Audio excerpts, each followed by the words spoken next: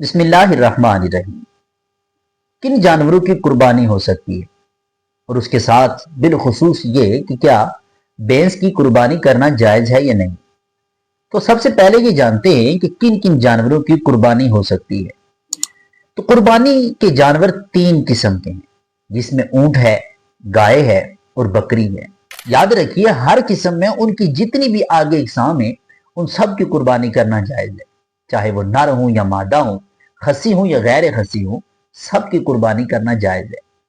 تو اب یہاں پہ یہ بات ہے کہ جو بھینس ہے یہ بھی گائے کی قسم میں سے ایک قسم ہے، لہٰذا اس کی قربانی کرنا بھی جائز ہے۔ آئیے دلائل سے سمجھتے ہیں۔ سب سے پہلے فتاوی شامی میں جلد 4 صفحہ نمبر 241 پر ہے کہ الجاموس نوع من البقری، کہ جو بھینس ہے یہ گائے کی ایک قسم ہے۔ اسی طرح لسان العرب جو لغت کی ایک بہت بڑی کتاب ہے، اس کی جلد نمبر 6 صفحہ نمبر 43 پہ ہے کہ الجاموس نوع من البقری، وہاں پہ بھی یہی بات ہے کہ جو بھینس ہے یہ گائے کی ایک قسم ہے۔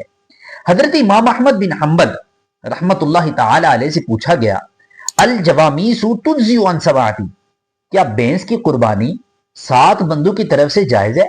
قالا، تو آپ نے فرمایا لا اعرف خلاف ھذا، میں اس مسئلہ میں تو کسی کا اختلاف نہیں پاتا۔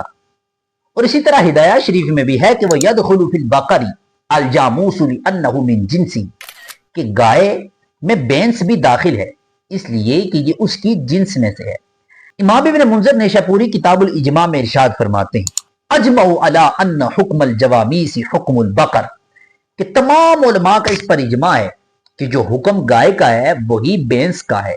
سیدی اعلی حضرت امام احمد رضا خان فاضل بریلوی رحمۃ اللہ تعالی علیہ، آپ اپنے فتاوی رضویہ میں پوری بحث کرنے کے بعد آخر میں لکھتے ہیں کہ حقیقت یہ ہے کہ علماء کے نزدیک بھینس کا گائے کی ہی نوع میں ہونا ثابت ہوا، تو انہوں نے کہا کہ قرآن میں لفظ بکر بھینس کو شامل ہے۔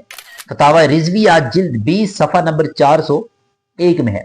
اسی طرح بہار شریعت میں بھی یہ بات واضح ہے کہ بھینس جو ہے یہ گائے کی ایک قسم میں سے ہے، لہٰذا جب گائے کی قربانی کرنا جائز ہے، ثابت ہے، اور اس پر متعدد احادیث مبارکہ بھی ہیں، اگر وہ بیان کی جائیں تو ویڈیو کی طوالت ہو جائے گی، لہٰذا جب گائے کی قربانی کرنا جائز ہے اور اس سارے دلائل سے یہ معلوم ہوا کہ جو بھینس ہے یہ بھی گائے کی ایک جنس میں سے ہے، تو لہٰذا پتہ چلا کہ بھینس کی قربانی کرنے میں بھی کسی قسم کا کوئی تردد اور ناجائز ہونے کی کوئی بھی دلیل نہیں پائی جاتی، لہٰذا جو لوگ بھی بھینس کی قربانی کرتے ہیں وہ بلا جھجک اس کی قربانی کریں۔